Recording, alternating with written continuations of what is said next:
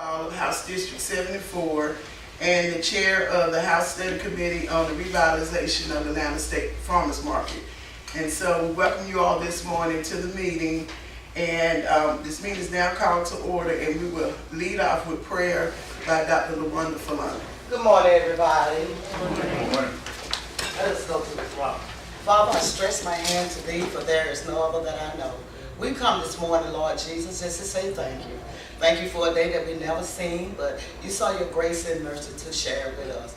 Now, Father, let us not lean to our own understanding, but give us direction, instruction, and let us work on one accord so all of this will be in your will. It will glorify you, and we'll be so careful to give you all the praise, the glory, in your Son, Jesus' name. Amen.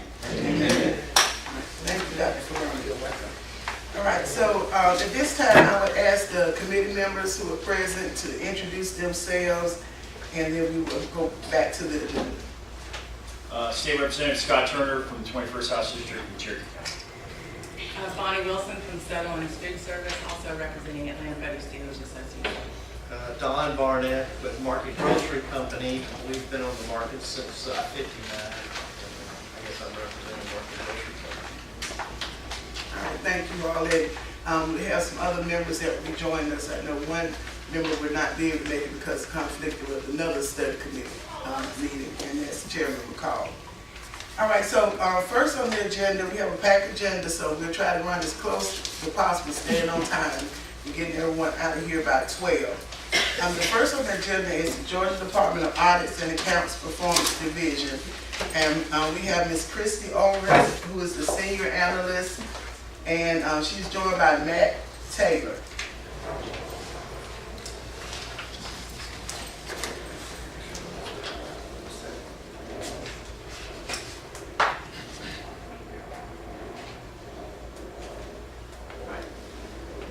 Good morning, Chairman Stovall, members of the committee. Thank you for allowing us the opportunity to speak to you today about our audit of state farmers markets. I was the team leader on this audit. As a part of our review, we visited all 9 markets during peak and non-peak seasons. We interviewed industry representatives, surveyed tenants and potential users of the markets, and reviewed and analyzed records, including lease documents and payments. The time period covered by the audit was fiscal years 2015 and 16, and we completed our review in January of 2018. We reviewed many operational and management areas across the market, but I'll discuss 5 areas that were relevant to the Atlanta market today. Please note that we haven't followed up on our recommendations yet. We generally do that 2 years after the release of the audit, so I don't have any information on action that the Department of Agriculture has taken to address our findings. We looked at the viability of the markets, and the Atlanta market is the most viable because of its size and location. It generates the most money. But as you are aware, the markets don't retain the revenue that they generate, and they are dependent on state appropriations that come through the marketing division budget. And there's no separate budget for the farmers markets. And we found that not all of the other markets are viable, and I won't spend a lot of time on that, but some of the issues that we saw with those other markets, we also saw on the retail shed side of the Atlanta market, such as low visitation, facilities in need of repair, and underutilization by farmers. However, Atlanta has a plan for the shed side of the market, and if that plan is funded and carried out, we think that it will address the issues that we noted. During our review, we also looked at maintenance and found that it was a significant issue for the markets. And as we all know, emergency repairs are more expensive than routine or preventative maintenance. Funding for maintenance comes through state appropriations and bond funds. And the limited funding and a lack of a maintenance plan put the department in a position of being reactionary versus proactive related to maintenance. And in order to ensure that they had funding to take care of any emergency repairs, they reserved a small amount of their bond funds. But by the time that we were done with our audit, they were almost out of those funds. And while the finding in the report focused on all of the markets, or focused on the markets outside of Atlanta, the recommendation to develop a maintenance and repair plan and to develop a maintenance budget applies to all the markets, including Atlanta. As a part of our review, we looked at the use of the space on the markets and the way that a specific agreement with a vendor is structured at the Atlanta market and the way that the lease rates are set puts forth a serious question about compliance with the gratuities clause in the state constitution. And for those who don't know, this clause prohibits state agencies from making a donation, giving a gratuity, or forgiving a debt. And an AG opinion said that real property could not be conveyed for less than fair market value. A later court decision said that if the state receives in-kind services of an equivalent value, then a gratuity does not exist. So the Atlanta market entered into an agreement with APDA in 2009 that gives APDA use of the exhibit hall, the welcome center, and the reception center. The APDA does not pay rent, but in exchange, the APDA is to conduct marketing activities to promote the Atlanta market. No information was available to show what APDA actually did in this regard. Without documenting the equivalent benefit that the state receives, the agreement may not be in compliance with the gratuities clause. In addition, the department sets lease rates at less than market value in an effort to support agriculture, but they have not identified what the state is receiving in return. We consulted the AG's office, and they indicated that the lease rate should be set at market rate. To make sure that there isn't a violation of the gratuities clause, the department needs to document the benefit that the state is receiving in exchange for the use of state property. One of the primary things that you do with the Atlanta market is to lease space to tenants. Improperly executed leases can lead to loss of revenue and create a liability for the state should something unforeseen happen. We looked at how leases were administered and found that there was inadequate oversight to ensure that leases were consistently and properly executed. It was not a centralized function, and no one person or unit had responsibility for the oversight of the lease process. And each of the markets basically had their own process for managing the leases. We found that leases were not renewed as they should have been.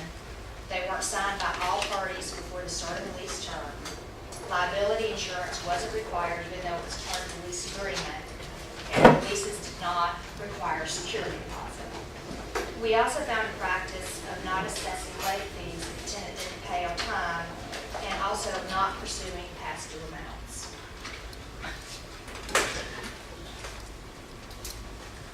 During our review, we looked at marketing and promotion of markets, and in an era where you have many choices for where you can buy produce, we found that the department did not do a very good job of promoting the retail spaces of the market.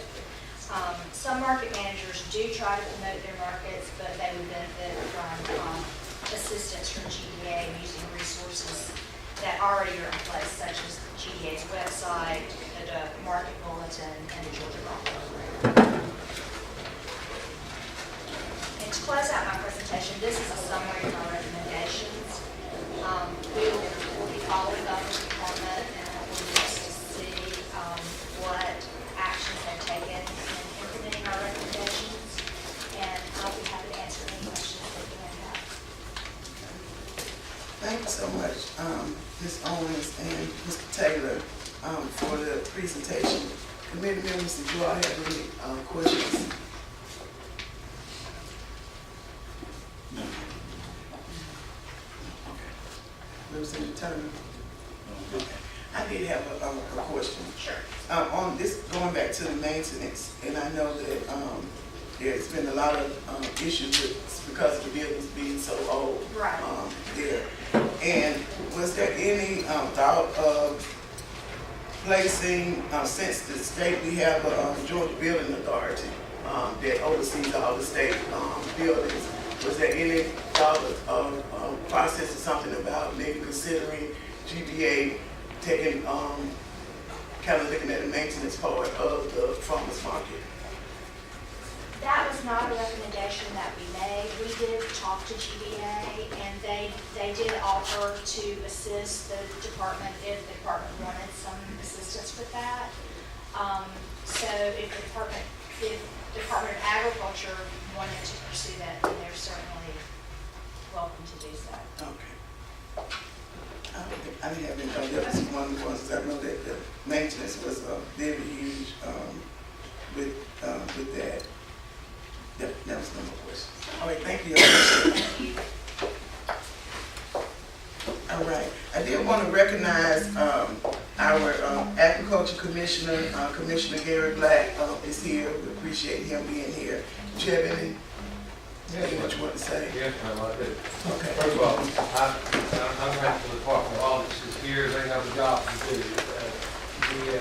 We had a more serious discussion about this report and probably ever witnessed by this department.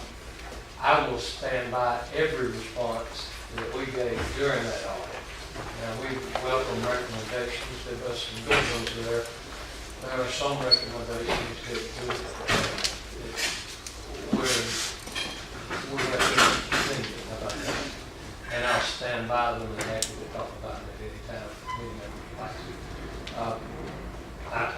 to. To your particular issue on the building authority, and we work very closely with them. I sit on the GISFIC board, the state finance investment, where all these bonds are sold, and on that.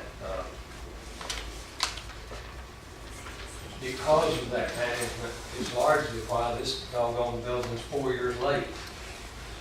So we have an excellent management team. If we can just get some cooperation with other aspects, it would be good. I think the whole maintenance issue, you and I have discussed this, and the members here have, that is a gap in having the ability to actually do your job when all you can do is control expenses and cannot control income. If we were running a business, we would have retained earnings that you should really make those longer term plans, Madam Chair, a little more, which we have differences of opinion about whether these gentlemen actually have a management plan or not. We can view that from a cubicle, or we can do it on the ground right here as well as the reality. And these folks work daily guns in this place, have a vision of where it can go if we have the resources. So that whole ability to be able to take the long term, if one outcome here, I hope, will be from a legislative standpoint, if we're ever able to have retained earnings into an itemized account, you'd almost have to establish an authority to do it like that. And I don't know whether that use is worth the squeeze either. But when we live in hand and mouth every year, bond to bond, that makes it that is an option for the place. Hallelujah. Building's coming up. Hallelujah. We've got plans for a couple more that I think are going to make a difference in this place. But we appreciate your interest. We look forward to continuing with it. Thank you, Commissioner. And we appreciate you bringing some clarity to some of the things that brought up. And one of the reasons we wanted to make sure that the Department of Audit was here to do the presentation, because a lot of people might not have known that there was an audit that was conducted. And I think the last one was 1988, since the audit had been done. So I thought it was good, since we're looking at revitalization, we're talking about recommendations that we want to make to the Speaker's office, that we kind of look at the whole entire picture. I also wanted to recognize, we have our council members from the city of Monroe. We have Council Member Janelle Bridges here joining us, and also Council Member Dorothy Dean. And we have City Manager from the city of Monroe, Sylvia Reddick, that's here as well. Okay, and also just walked in, we have our State Representative Kim Schofield, who serves on the Clayton County delegation as well, and she also represents parts of Forest Park as well. So we appreciate you coming out, Representative Schofield. I was trying to make sure I didn't miss anybody else. Okay. All right. So next on the agenda is Kimberly Nesbitt and Tim Evans here. Yes. Okay. So they will be doing a presentation from representing the Department of Transportation, Office of Program Delivery. One of the big issues that we have here in a lot with the surveys that we're sitting in talked about transportation and also the ease of coming into the market and the ease of coming out of the market. So we definitely want to make sure that we had GDOT here to kind of talk about some future plans that are on the books, and then some of the things that taken into consideration whatever revitalization that we're looking at for the market, that's also on the table as well.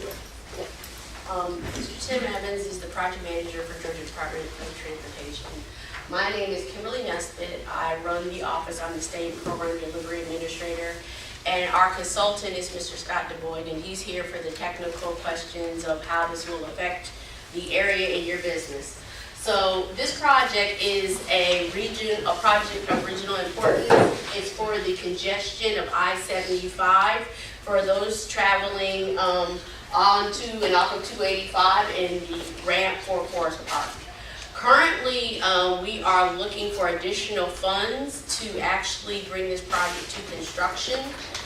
We are basically 98% complete. We do have some right-of-way parcels that we are still closing on and negotiating with, and we have some utility coordination, but those are coming in for permits.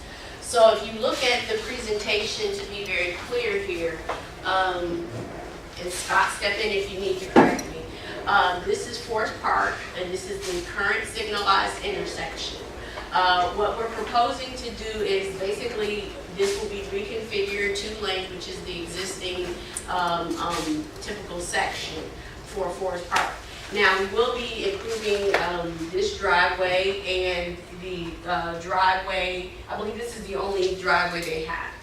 Now, our contractors are required to keep driveways open during construction at all times, so there may be times where they have to put what we call gravel or crush run, maybe a construction driveway versus a permanent asphalt driveway, but they will be required to do that per our contract. The ramp, which we call Ramp C onto 75, will be moved. Actually, if you look at this, it's hard to see. The ramp ties in right here quickly.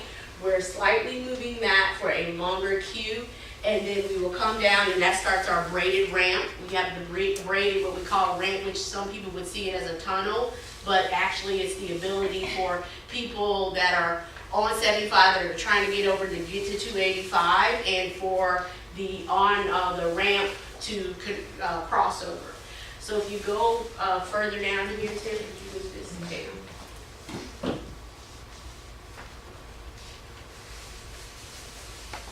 We also have our detour signage. These are what we would expect to see. However, our contractor does have the ability to make revisions to maintenance of traffic as needed, so there will be some variations depending on what stage the project is in. So I need Scott to speak up here, but my engineering background, actually traffic, I would assume we're going to do the frontage road first, stage 1.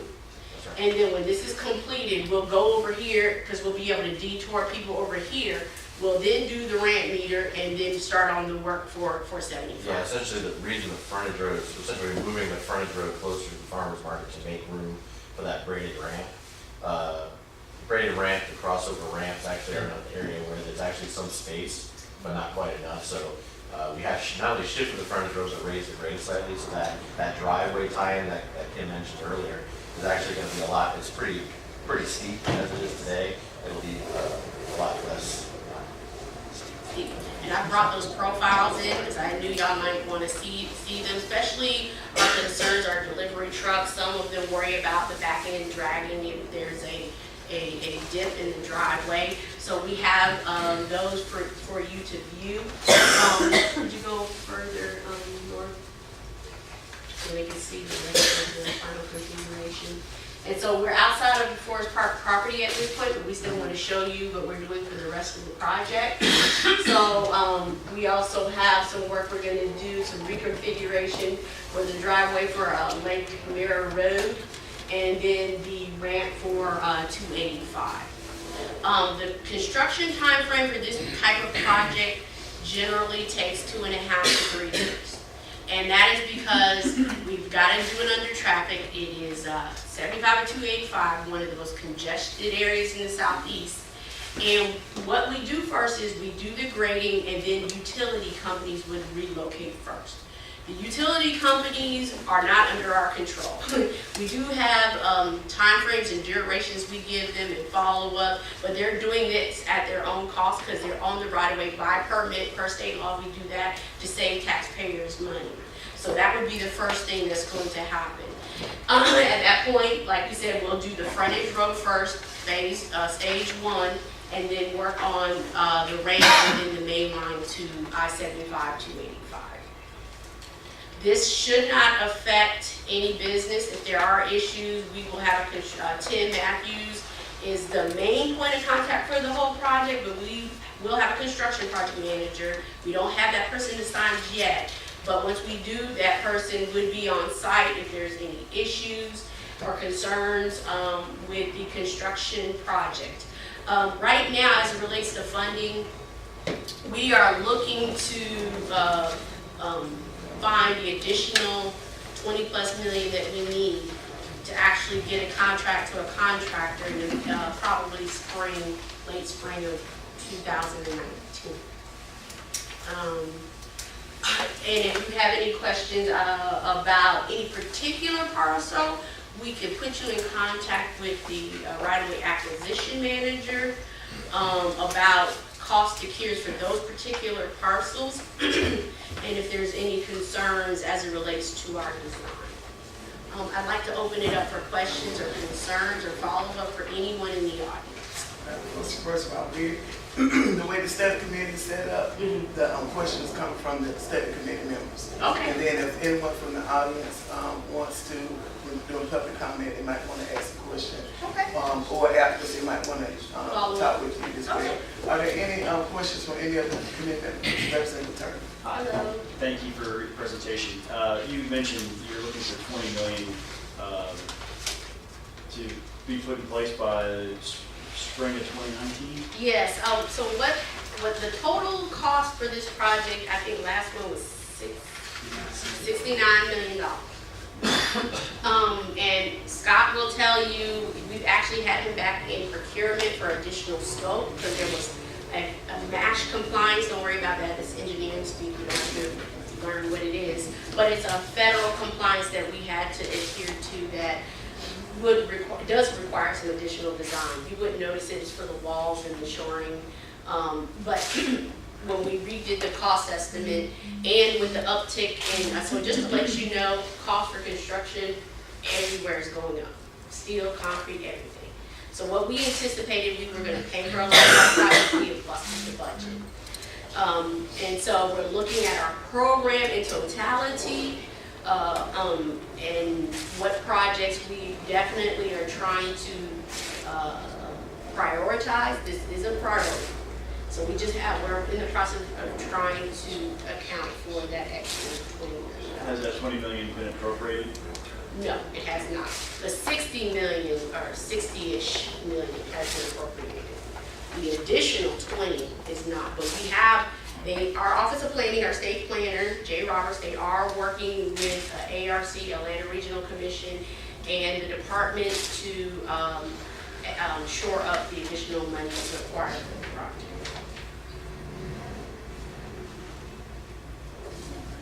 Any other questions from any of the committee members? I have a question.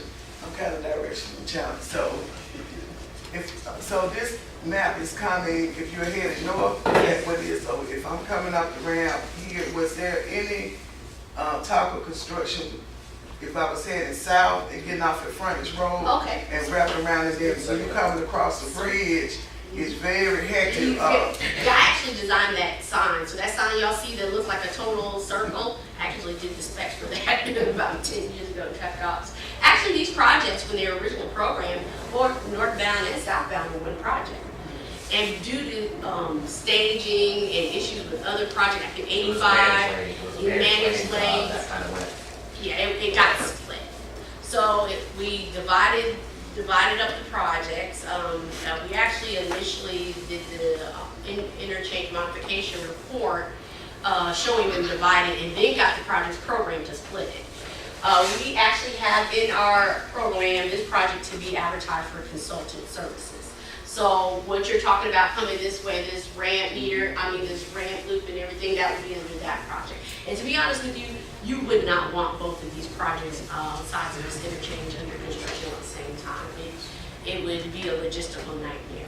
So this was just smarter to do it this way. What about the bridge? And I guess the concern that I hear a lot from the residents is that merging of the truck traffic and regular, I'm gonna say pedestrian traffic, but the regular people's traffic. And with the trucks trying to cross over once they You mean get. the pedestrian safety along here? Actually, as part of this project, we are not touching this bridge. Now, the bridges, all bridges in the state of Georgia are assessed, we review them for structural deficiencies. This bridge is not currently programmed.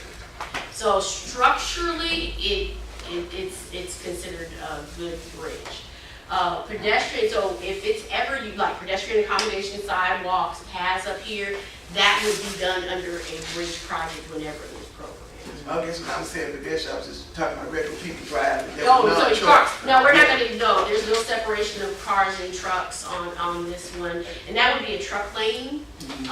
The issue is if we did do a truck lane, you'd have to take right away from somewhere, and it's going to come from this side of the alignment.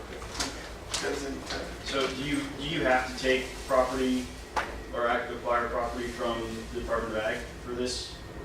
Yes, we did. Yeah, It's already closed. And it's closed, and it was not handled by the district, I don't think. I think We did it, had to go through the Department of Agriculture separate. and that was due to the AG office. Right. Because we can't give them another AG. So the negotiations on the fair market value and everything was done separately outside of the department. But we've already closed on it, so I assume it was amicable. Can I That's nothing new. There's nothing new. Right. I was gonna ask him anyway. Yeah, I mean, it was, how did it go? And Yeah. are there I other think all things? that's good. I was trying to say, there's not anything new added. No, sir. That's all. It's just kind of, we shaved off. Right, it's easement and it's shade, there's no buildings that are being cut. I think it was for the ag property.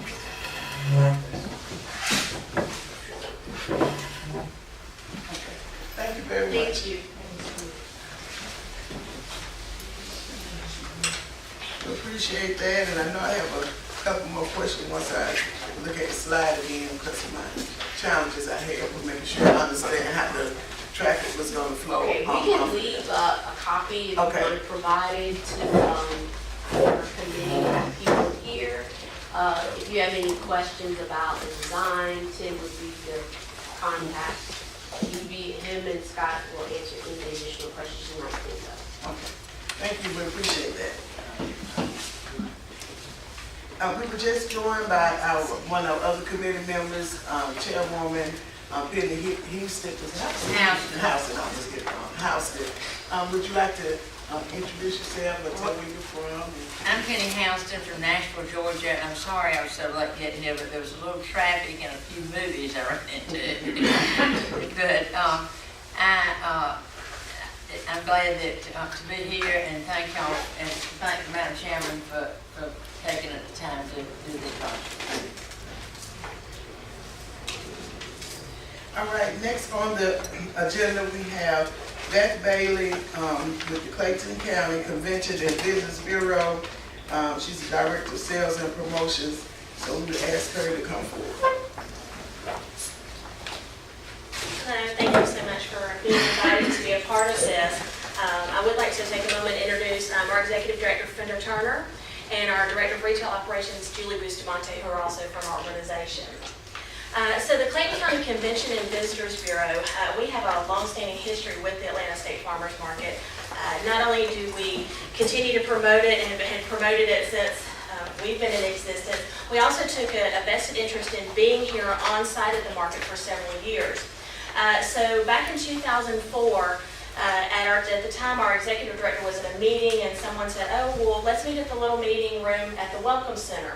And she said, at the farmer's market. And she said, what's the Welcome Center at the farmer's market? Well, we used to have it, and at that time it had couches over here and everything, and they could meet. So an idea was born that we would come here and we would open back up the Welcome Center and have a presence here to try to increase it. Agritourism became a word that people were starting to use back then, and we wanted to marry those two things, tourism and agriculture. So the Department of Agriculture renovated the space. We created the exhibits you see out in the hallway and all the way to the restaurant with the history and the timeline of the farmer's market. And so we stayed here and kind of got things started. We were the trolley that you saw outside that you did, that was something kind of stuck in a little hole over here, and it was offered to us to have a tractor come and pull. And so at that point, we hired people to drive the tractor. We had people who would do the tours. We did school tours. We had all of that going on. So we did the marketing. We did the scheduling for this Welcome Center and this meeting room. We did not handle the exhibit hall, though, at that time.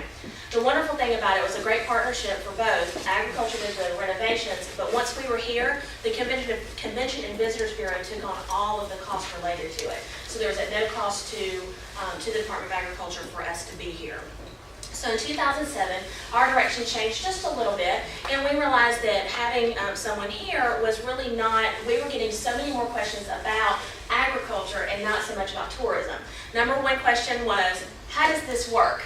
Was the number one question we got every time. And so at that time, we closed our portion of it here and turned that over to the Atlanta Produce Dealers Association, who then picked right up and kept this place going and kept it open for the public. So that's our history here. So fast forward, we're not done. We continue to promote it. That is our job as the Clayton County Convention and Visitors Bureau. Our job is to promote tourism to Clayton County.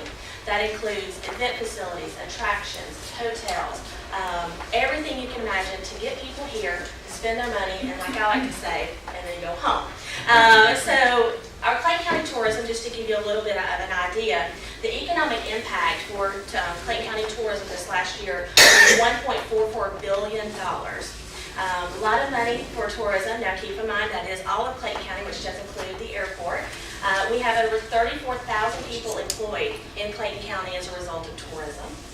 And the tourism spending in Clayton County that was made by the visitors here in Clayton County saved each Clayton County household $2,400 in order to maintain what we now know is our services that we continue to have.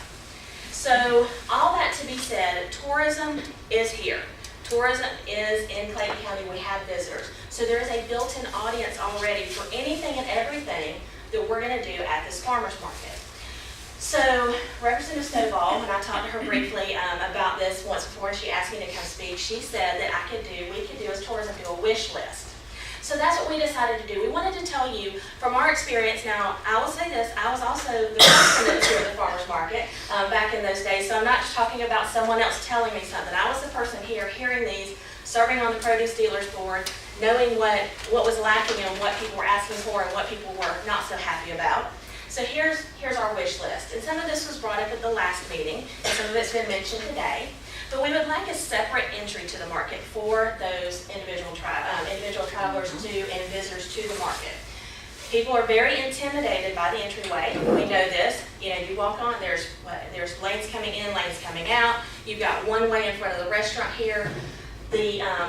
Just the overall transportation here and how to know when we had people, we would sit here in the Welcome Center, look out, people are going the wrong way on the one way, and we're just like, oh no. So you don't want that. You want to have it where you've got great wayfinding signage. You have to get it where people feel safe and they feel comfortable and know what to do. The easiest thing that we would tell people is when all the sheds were up is every other shed you can drive down, and the other ones have big trucks, don't drive those. You don't want to have to say something like that. You want it to be marked well so they feel safe and they feel comfortable to pull up to and then make those purchases and keep this market going. So one of the things that was mentioned earlier today is cleaning up. Yes, you know, this market was built in 1959. You can tell, even if no one told you that, you can tell by the architecture. But there's some things that we have noticed that even when we were here and talking to visitors as they continue to come up here and then visit us in our welcome centers, they're a little unsure about how clean it is here. Yes, you have vegetables, yes, you have fruit, there's going to be rotting, there's going to be things like that. We don't imagine that this is going to be something pristine, but there are some things that, you know, that can be done to just freshen it up. One of the things that has been said to us over the years in different ways is, you know, it was built in 1959, why can't we embrace the old? You know, if it's going to stay like it is and it's going to look like it is, can we embrace the old? Can we make that a part of the story that's told? There is that younger generation now who loves the nostalgia of it, of looking at something old. They don't know that 1959 is not really that old, but to them it is, and that's okay. As a person who was born and raised here in Morrow and came here for my Christmas tree every year, my pumpkins every year, and continue to shop here, I get that. So we want to see that, you know, possibly that. The last meeting it was talked about an indoor market, climate controlled. People they feel safe when they feel that their vegetables are cold. They have a sense of that's safer to them. They don't necessarily know the difference because they're so used to grocery stores and markets like that. So that would be a wonderful thing if we could have something like that as well. One of the things that I think that we miss the most in promoting tourism here are annual events. So when we were here, we had an event that we put on, again at no cost to the Department of Agriculture, called Market Fest, and we did it for about 3 years, and it was hugely successful. We just did vendors, we had music, we had cloggers, we had all the great things, and it brought people in who hadn't been to the market in years and reminded them how great this market was. But then it also brought in people that had never been to the market before, and we were able to share that story with them. Now, way back in the day, there was a thing called Salad Days, where they set up the largest salad bar along one of the main roads, and you could come here and you brought your family, and there was a one price, I don't even think it was a wristband or something, and you had a large salad bar. You know, let's create some type of iconic event here that's going to get people here that used to come here all the time, people who have never been here before, and people who come here, you know, your survey is saying, you know, once a year, that most people are coming, or, you know, twice a year. Let's increase that. Let's get people in these streets, but keeping it safe, going back to the wayfinding signage and letting them know. One of the other things that we know is people are always looking for educational opportunities. That was a huge thing that was talked about recently about this farmers market. And keep in mind, it's not just your local students who are at the Clayton County, Henry County, and Fayette County schools, or even South Fulton. We work with group tours that are student tours that are passing through Atlanta all the time, and there are musical groups, and they're heading to Florida, and they've got a little singing engagement down there, but they're looking for places to stop and have educational components, because then that justifies them taking these multi-day trips. So if we had something, not only that we promote it again in our local area, in our metro area, it would be something that we could get potentially students from other states. That's another audience and another way to increase that. Transportation is a big thing I know we're going to continue to talk about. But one of the things you may not know about is we have a geocaching program, and for those of you who don't know what that is, it's sort of a hidden treasure kind of thing that's an international, worldwide phenomenon. And so we have a geocaching location box here at the farmers market. Out of our 11 locations, it's the most visited and most logged in location. And we have found people, when they write their comments, that it's because they were on a layover from the airport. I had a few hours, I knew it was something free I could do, I wanted to get out of the airport and not just sit there, and they are coming to this market. So ideally we would love to see the restaurant space being filled. When we had before Thomas's and then Oakwood, we had no problems having buses full of our people coming through. And I'm not talking about your Methodist churches from McDonough. I'm talking about groups from Michigan, from Ohio, from California. Right here at the airport, a lot of times I would let them land, they would load their bus. They were starving. We'd bring them here, we'd feed them, and then they would go and they would get cases of things to put underneath the bus, and they would feed their people along the way while they're in town and while they're in the state of Georgia or in the southeast. There are things beyond just our local community, and that's why we feel that it's very important that we think beyond just our local community and think about tourism and the tourists coming in. We also want people to be a tourist in their own backyard. So our job will be, as this continues to grow, to continue to promote this as a tourism attraction. You may not look at it as Department of Ag, y'all are always thinking, no way, we're coming from a different view. We want it to be something that people want to come visit and visit often. So bottom line is tourism, Clayton County tourism is going to be all supportive of the initiatives that happen here, and we are thrilled to be a part of this study and hope that this will be a success for everybody. Thank you. Certainly.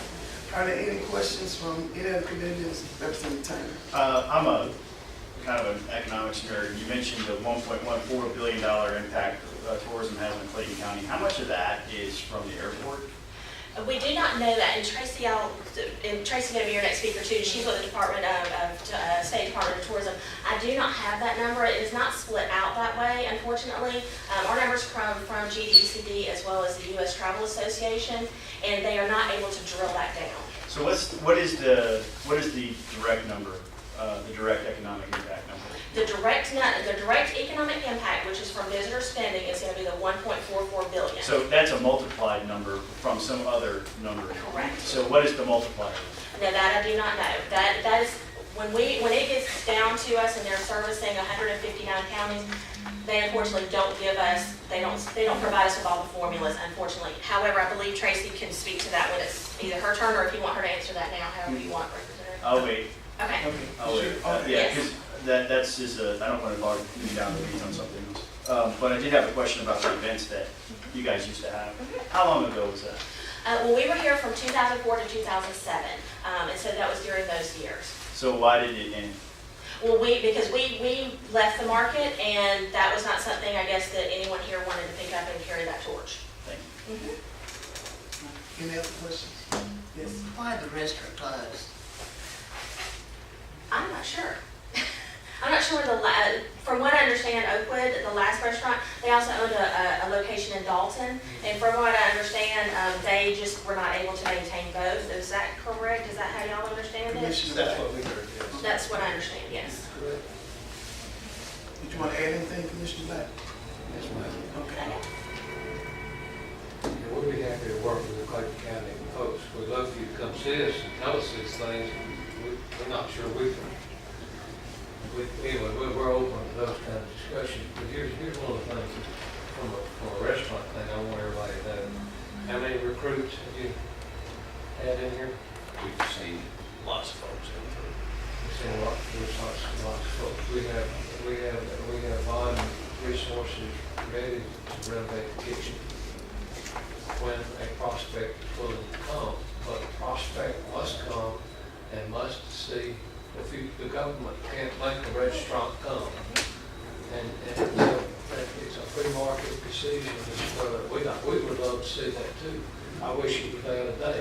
I wish we'd had some biscuits there at 10 o'clock that will bake right over there. But that's not, again, because of the lack of economic vision by anybody here from management standpoint. I'm hoping that I do think it is very important still to put an emphasis on the fact that commodity-focused days of 1970 and festivals of 1966 were in 1970 and 1966. The produce business is a completely different paradigm. It's completely different. I agree, people like coming to markets. So farmers market their product dramatically different ways than they did back during the festival days in this facility. And we still hold firmly our best future to use this as an economic terminal. This is the terminal market for the Southeast. Building buildings like the ones we have under construction that will employ local folks, good paying jobs. It's going to be it's really where a large part of our future lies. But we still look forward to it. I think it's beautiful that we all have a discussion. We're grateful. Any other questions from committee members? All right. Thank you, Beth. I really appreciate the presentation. And I think that I appreciate that because we are actually this market is very unique because, like Commissioner Black said, you have the distribution side of it, which is the largest in the Southeast, the whole area. And then you have the other side, which is what we're talking about, the tourism side. And so the challenge is gonna be, you know, how do you be able to allow for that to coexist on the same property? Or as we're trying to make recommendations, is it better to look at moving it to another location that's even closer to here? And then maybe this market being totally the distribution with a training facility or something. So those are all of the recommendations and things that we have to consider as the committee. And I want to emphasize that we're not making any final decisions. We're just, this committee is established to make recommendations to the Speaker's office, and then from there we'll see where it goes. But we're trying to have as much information as possible so we can be able to make the best recommendations that we think coming from all the meetings that we can make possible. That's going to be the best for the state and also for Clayton County and the surrounding areas. So thank you very much, Beth. Next on the agenda is Tracy Sanchez from the Georgia Department of Economic Development and Tourism Product Development. Good morning, everyone. Good morning. And thank you for having us as well.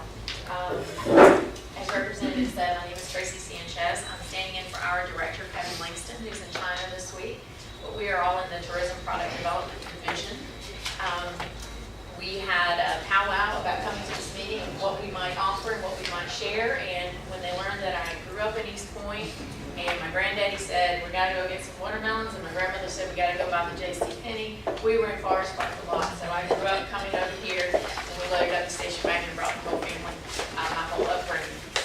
And so we were locals, we weren't visitors, we weren't tourists. But I do work in and represent the tourism division, and wanted to make you aware of what our services were should you need them. And so I have a copy to leave with you, Representative, and happy to add it to the minutes electronically as well on our resource teams for tourism product development. And by that I mean that when communities across the state call, they routinely do. Beth, I think, will be coming to your community next year. They'll put issues in front of us that they want solved or improved or refreshed within the realm of tourism. And in order to do that, we're a two-person team and we don't know everything, myself and my director, Cindy Edson. So we reach out amongst our colleagues and other state agencies and nonprofits and bring them with us to do a site visit. And so we do one of these a month, and we take about 2 or 3 months when we've held the team to prepare for it. We have local hosts who are creating an itinerary. They've identified issues, and then they've identified sites, and they bring us on site. So we do an intensive visit, ideas bubble up, we let it marinate, we reach out, we follow up, and eventually we come back with a report saying, here are some recommendations for you. And as long as the legislature appoints some funds every year, we follow that up with some grant opportunities as well if they want to move forward on any of those things. So our division, Tourism Product Development, offers resource team visits. Some of the partners that we have from the Department of Ag, we have Georgia Grown Trail folks, we have Cindy Norton in agritourism, we have folks in historic preservation who look at existing old structures and what to do with them. We have people in the arts who know that arts are sometimes an avenue to draw people into your community. So all within the realm of tourism, we'll put together a team and look at what might be possible.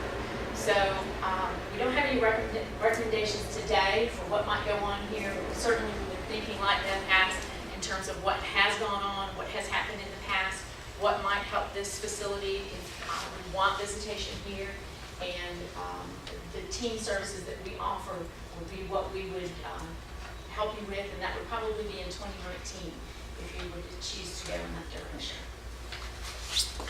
Are there any questions from the committee members?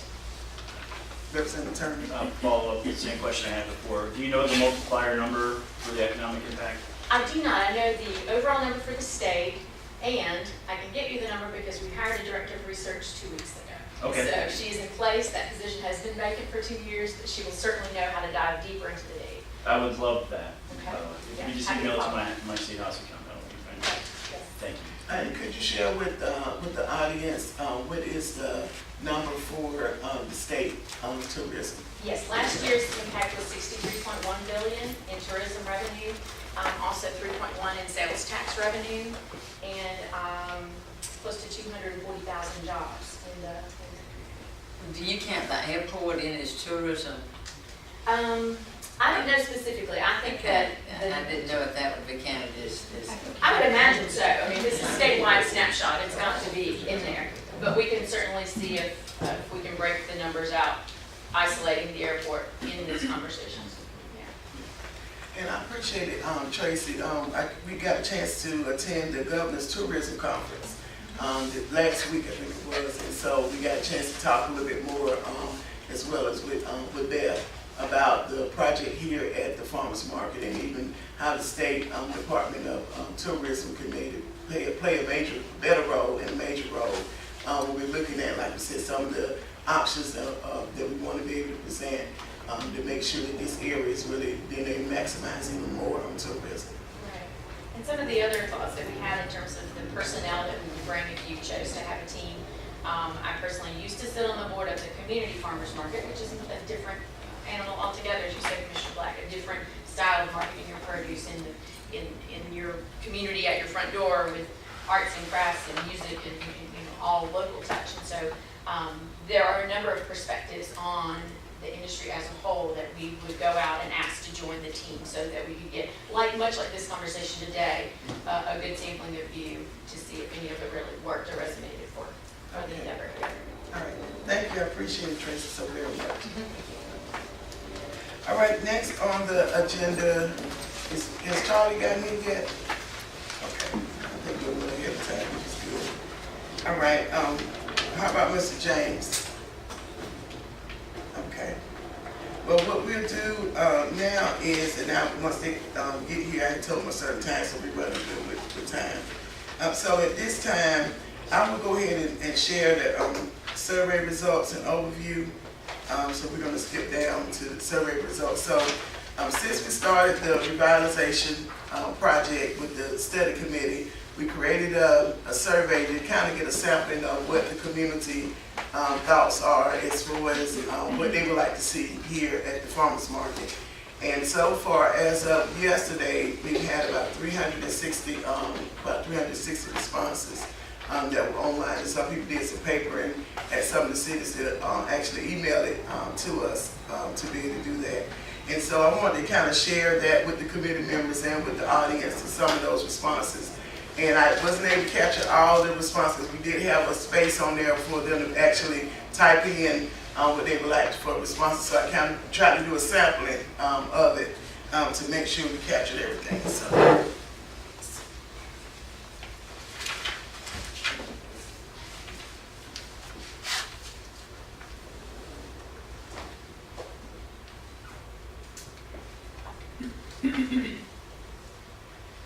All right, so I know everybody knows that the definition of agriculture, but for those who might not, when you think about the farmers market and everything dealing with agriculture, and not just starting with the food, but everything else that actually goes with it as well. So the first question, there were a total of 5 questions. So the first question was, how often do you purchase products at the Atlanta State Farmers Market?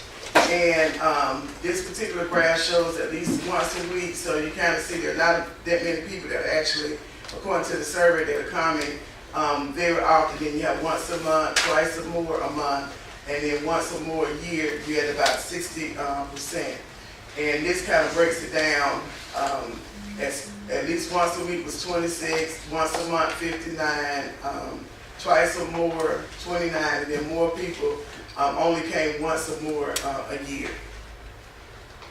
What products have you purchased in the past from Atlanta State Farmers Market? And so, of course, you can see the more people are purchasing fruits and vegetables. Flowers and related comes in second, and then ate at the restaurant when it was open, and then you had some non-food items and other items. And this kind of breaks down. So in this particular response, we allow people to select more than one, have more than one selection. So that's why you will see the numbers a little bit more than the 350 that responded. So you kind of almost close with flowers and other related products, which have been the non-food, some of them non-food items. What type of businesses or activities would you like to see at the Atlanta State Farmers Market? So almost neck and neck, you kind of see an indoor market, and then fairs and festival type of events. You have an outdoor market, Wi-Fi cafe, cooking demonstrations, is the fourth one, concerts, shopping center, boutiques, a logistics training, education center for training, agricultural museum, and then and so the next slide, this one actually kind of breaks down the responses. And like on this one, people were able to respond with more than one selection. So like I said, the largest answer choice was the indoor market, followed with the outdoor market, and then fairs and festivals, as you can see, we had 241 responses. And I know some of y'all in the back might not can read this. So some of the other responses I kind of read quickly. They recommend that we look at the DeKalb Farmers Market and those in Gwinnett. The unique fruit, vegetables, meats, and from other regions are a big draw to international populations. We need to encourage people of all ethnicities to come and shop in Clayton County. This sounds like a market we'll be leaving. I hope not. I enjoy going there and taking the kids. You can find and pay less than at the grocery. You can find and pay less than at the grocery store. Revitalization would help Clayton County improve the economy, create jobs, a positive growth for Clayton County. They're interested to know, is there any transportation available to seniors to have access to shop at the market? Prices of the vegetables in the stalls are not on display, so we have to ask, which I think that came up last week. I think Ms. Wilson had kind of brought up some of the issues that were going on with, they call it the bottom of the hill. This has made them avoid the farmers market. Please stick around, keep spreading the word, advise giving more info to students that their parents get double with EBT, and this will expose business if put out there right. They like to see Caribbean American farmers and Caribbean produce. The facility should be updated and feature something other than tomatoes. We'd like to see more American farmers, comparable prices to grocery stores, and more friendly atmosphere. Some others, farmers market is a valuable location and site. They want to emphasize local grown produce, meats, and eateries. More locally grown again. Notice that several vendors with the product is not fresh, it is not locally grown. They want to purchase fresh, seasonal produce and things that are fresh, and make it a few weeks on, they said something about gas to ripeness, or has spent the past few weeks on the truck coming from a few other states over. The market needs to be better kept. This is state property, needs to be treated as if we were a state park, clean. Another emphasis about the DeKalb Farmers Market with the fresh vegetables, the fish, meat, cheese, wine. Would like to see something like this, or Pike Market in Seattle was another reference. A place to come and enjoy the afternoon. Someone said they lived in Italy for a few years and loved spending Saturday at that particular market. The location is great for multiple shops, transit stops, and hotels. MARTA bus stop within the area would be helpful. A car tag office would be great. This market should be like or better than the one in DeKalb.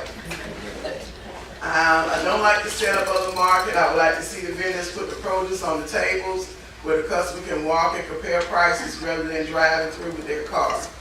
Currently, their setup reminds them of a packing house rather than a farmer's market, where you can ask questions and interact with the vendor. And find a way to attract local farmers to the market. They would be willing to make the drive if there was more local produce. With the resellers, you do not know where the food is from or how fresh it is. A pop-up market at South Lake Mall on Saturdays could draw more business to both the mall and the farmers market. Please provide new green spaces around the market area. Take the opportunity to daylight the Flint River and have biking trails to the market. We'd love to see small urban farmers with booths at the market. And I think the Flint River was something that came up in the last meeting as well for green space. Take a look at Santa Monica Market Pier. This person is a resident of Forest Park. The biggest complaint is that Forest Park Police Department. Look at the area as a traffic stop setup, which discourages many people from coming here to shop.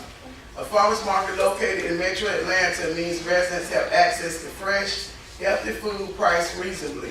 That's a huge deal for many families here. And they the restaurant was back. I I just don't think they realize how farming has changed so much. I live in rural Georgia, and we grow lots of produce, and I represent Colquitt County, Tiff County, I have a farm in Calhoun County.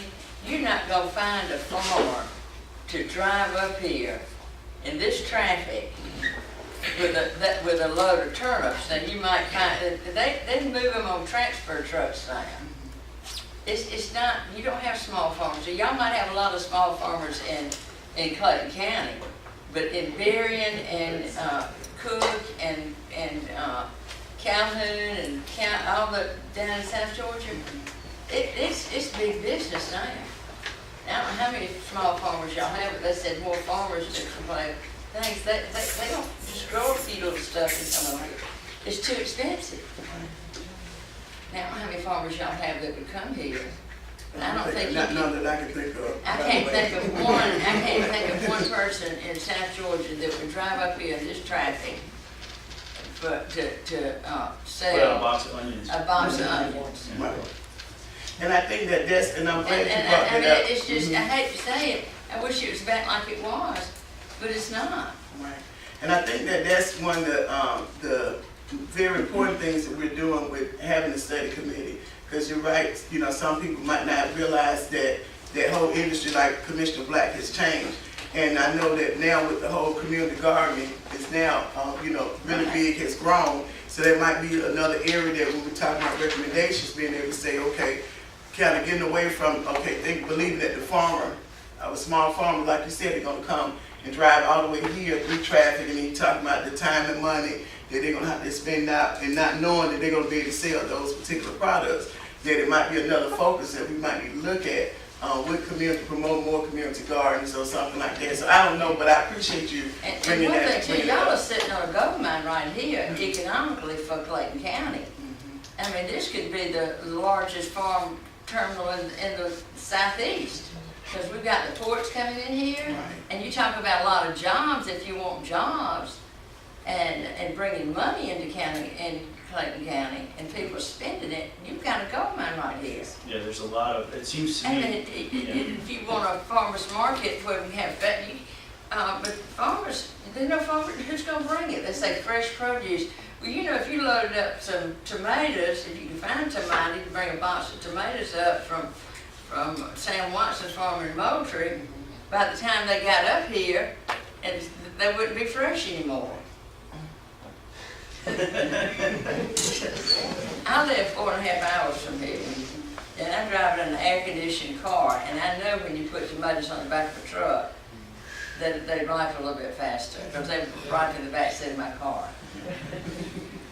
Any other comments from the committee members? I just, there needs to be some vision set out where we're maximizing the space here, I think, and I've heard Commissioner Black talk about this some, but, that marketplace out here in the sheds has suffered the same thing that's happened at every marketplace that we have, whether you're selling a pencil or a piece of plastic toy. The market and how we sell things has changed. Amazon has revolutionized. I mean, Amazon's putting Walmart out of business.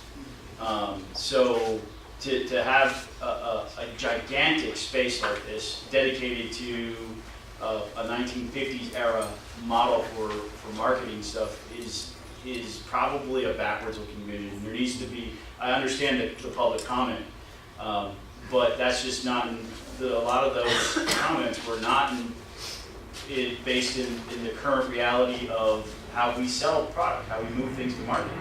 So I think maybe developing a holistic vision for what this place is. I know there's a dichotomy here. There's what's happening up on the hills, and that's what's really generating the jobs and economic activity. It's not what's going on down here, and this very well might be a wasted space looking forward into the future. It's not is there a place that you would have that was closer to the people, that maybe on Saturday, I don't know all farmers markets that are open every day. And I don't, Well, those are some very good points, and that's why, the importance of the committee is being able to kind of talk those things through. and we do have some city representatives that are here as well. So like I mentioned earlier, it might be, like I said, when we're looking at what the recommendations, it might be, and then now with Georgia Department of Tourism saying that they're able, that whole department helps to then assess when it comes down to tourism. So it might be something working with the cities and coming up with something collaborative together that would take in all of the concerns that the local, that came out of the survey, and I know it's a way to do it. I'm not the specialist in it, but I know it's a way to do it. And then, like you said, looking at where's the really money maker that's here and how can it best service not only Clayton County, but the state overall when it comes to economics. So I appreciate the comments from the committee members. Yes, sir. I know I've talked too much. Go ahead. I'm gonna put you on time. I'll say We're good. one last thing, we have a fair board meeting in Perry, I'm sitting out to a lot of numbers, you know, some of the baby barn is moving in today. Oh, it is? But we're ready to go. Y'all come to the fair, October the 4th through the 11th.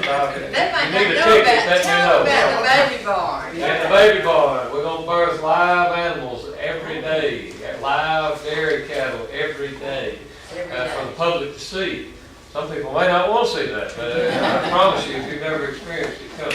Well, Madam Chair, one of the interesting comments that's up there, but I'm not sure everybody knows because of the association of the name. There's two things I want to say about name. The DeKalb Farmers Market is private enterprise. It's not DeKalb County, it's not the state. We have nothing to do with that. It works because capitalists put capital at risk and created jobs, and the consumers responded favorably. And we've talked about that. If somewhere in this grand scheme out here, if somebody wanted to do that, if we wanted to carve out a place, yeah, there are opportunities. The state's not going to do that. Can't do that. We can't run it. We don't want us to. I promise you don't. Can we build the big buildings and have the businesses employ 200 people? Absolutely.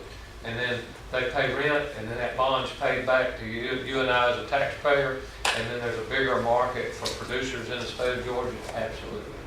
But the other thing we need to, and I told you I was committed to this, and I think the lawyers look, and I don't even think we need, I don't think we need legislation. I want to look at it, but we're going to put Clayton in the name of this place. Whether it's Atlanta Clayton Terminal Produce Market or terminal is another powerful word. It states our future too, and I think we need to look at that. What about Georgia? Well, it might be Georgia, but it may be the Georgia. But I want everybody to know Clayton. We need to put Clayton on this sign out here, and you know that's forever. I think it was done in 59, and it's been Atlanta, and we all know it is that, and that's fine, but still, Clayton's got lots of skin in the game, and we ought to have Clayton on that sign, so we'll change that. And see, if I can do it, and they'll all tell you, as long as we all agree, it's a whole lot easier for me to do it than to have a resolution or something.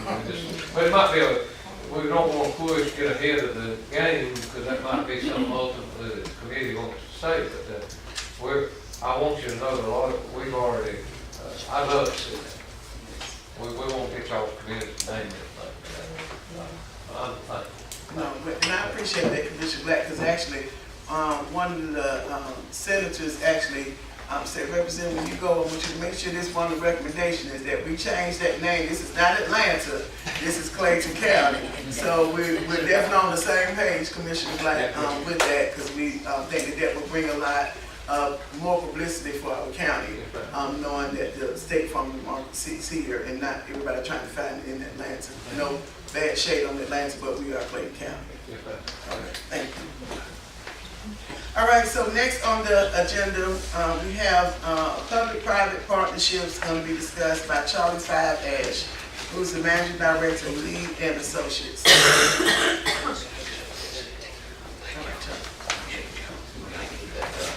again, we're essentially seeing these for the presentation.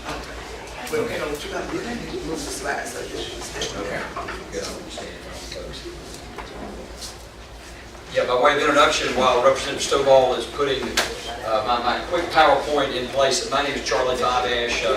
Actually, Representative Stovall and I have sort of formed a partnership in trying to help move initiatives here in Clayton County, and one of the initiatives has been to try to promote good governance and good ideas for this state farmers market. So fortunate that I was able to partner with Representative Stovall about 2 years ago, and we started talking about different initiatives, and we both had a passion to see this farmers market thrive and throw out ideas as to what it could be. So by way of background, I actually grew up in Brunswick, so in the 7th grade, I remember we had a field trip to Atlanta, and most of us had not been through Atlanta or seen the big city, and I think the first stop that we had on the way to Atlanta, among many stops, was a stop right here at the state farmers market.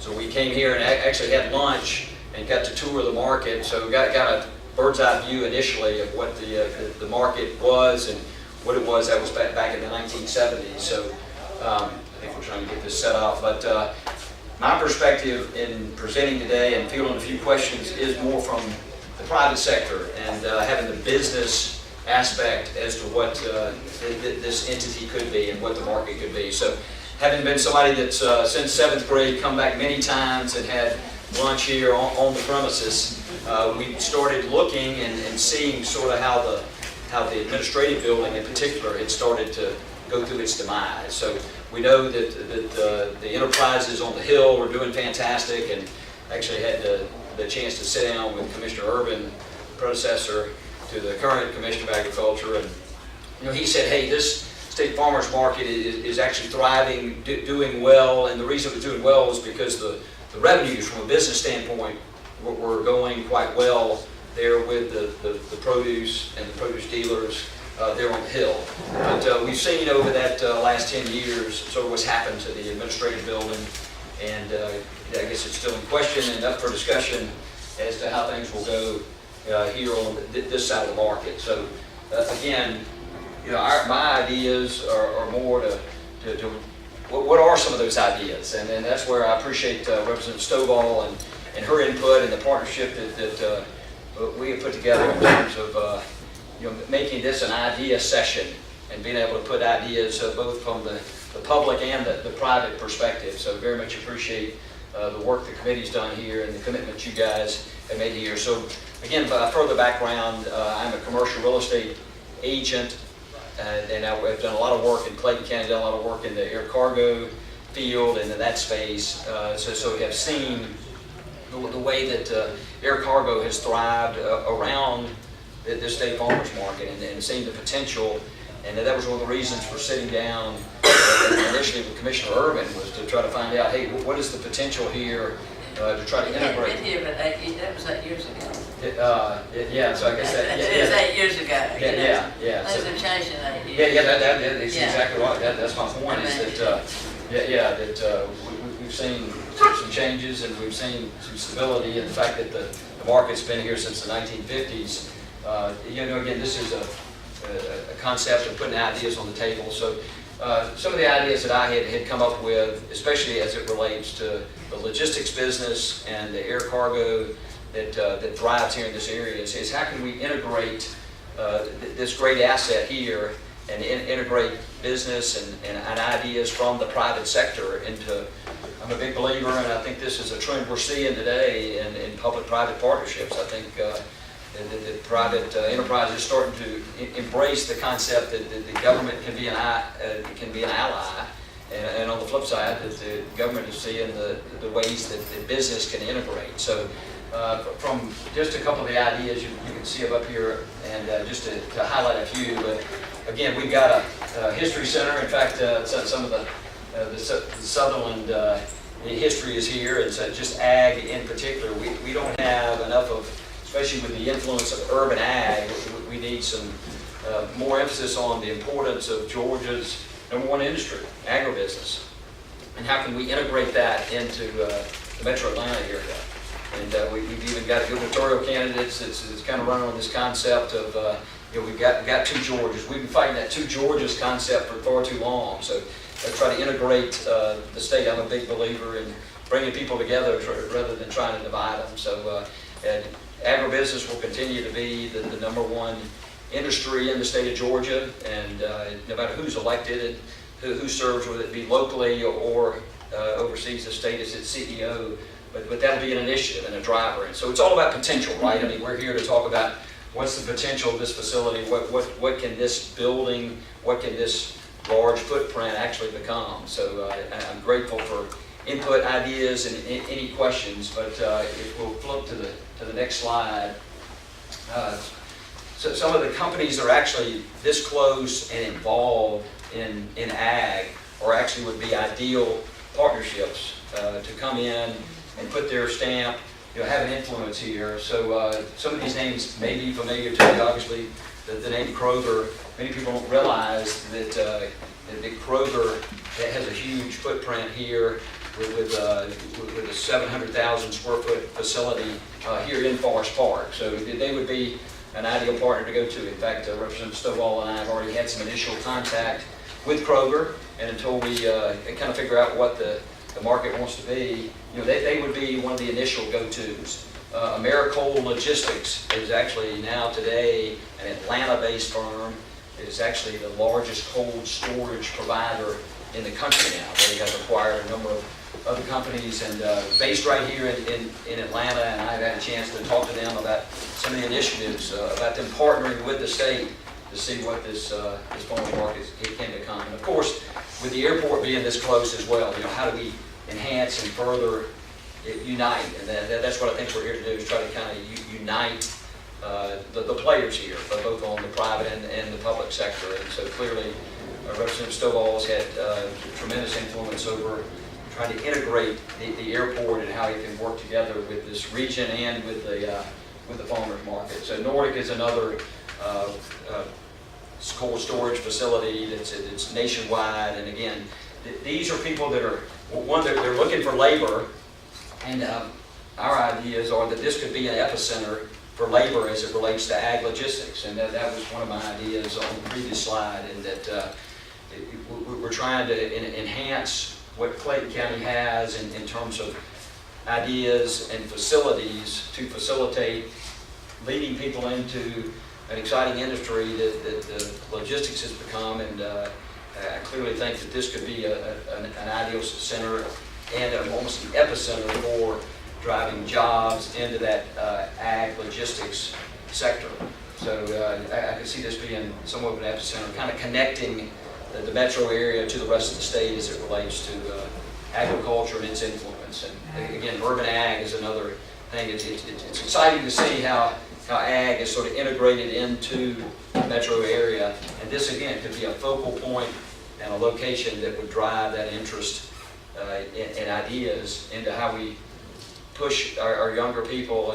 Representative Stovall and I both are about how we educate the future of the workforce. And again, we're looking for innovative ideas as to how to do that. And I think this, again, could be a place in this very facility with the state's investment and the potential it could offer. So happy to field any questions. And again, I have enjoyed working with many of you on this committee, particularly Representative Stovall, and her insight and her foresight for what this could become is exciting for those of us in the business sector and for those that are residents here. So certainly welcome your ideas, your input, and excited about what this committee will generate in terms of further innovations as it relates to what this facility can become. But the state is in too good a position, and agriculture is too strong here, and agribusiness is too solid, and the foundation of potentially an ag logistics type epicenter here, that the potential is far too great to overlook that and not have the potential for all parties to come together and create some opportunities here. So certainly welcome questions and input that you may have regarding some of these ideas and how we further the whole private-public partnership. Committee members, Representative Turner. Thank you for your presentation. I appreciate it. one of the questions I've had in my mind since being appointed to this committee is why the state is doing this. Why aren't private companies doing this? Why is the state being a landlord? Why do we actually have code in the law that authorizes the Department of Agriculture and the commissioner to become a landlord specifically? What kind of appetite would there be, do you perceive that there would be in the privatization of something like this so that it can really take off? Because here are the drawbacks but the government managing it. You see kind of the decay here.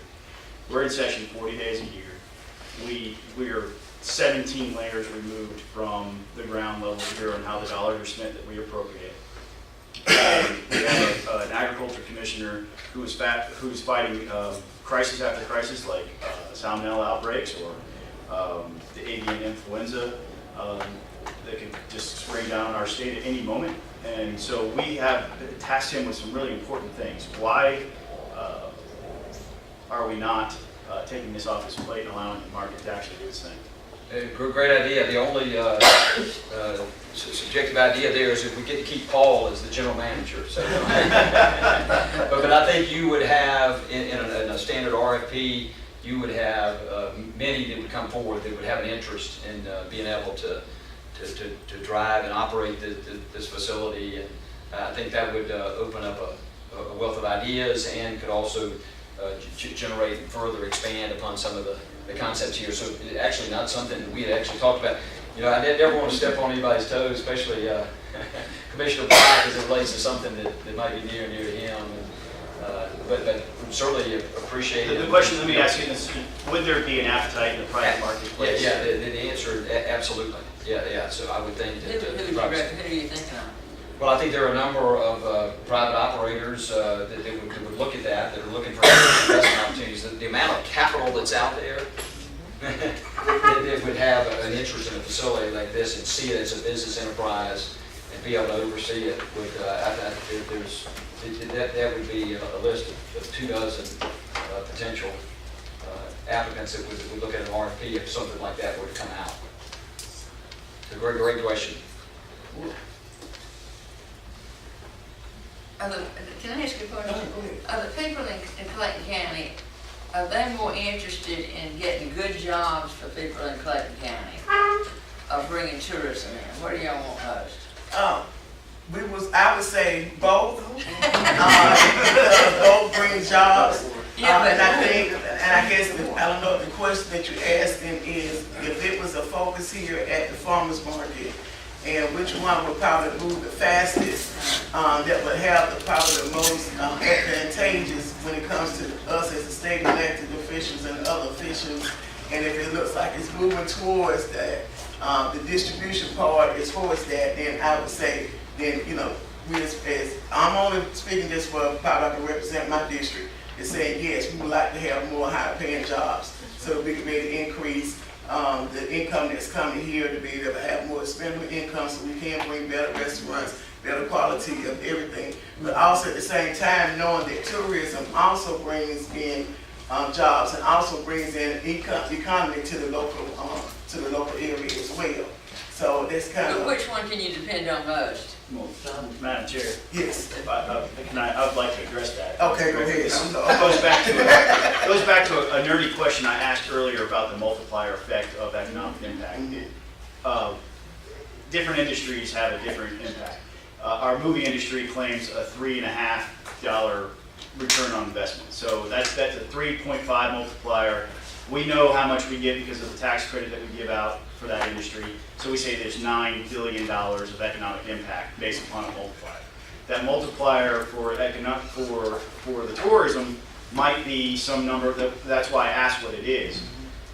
Because in agriculture, the number is 5.8.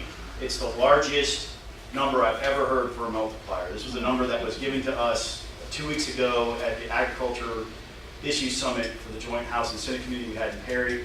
$5.8 return on investment for agriculture. So if you're looking at a difference between tourism and agriculture, that's why I want to know what that tourism number is, because that multiplier matters.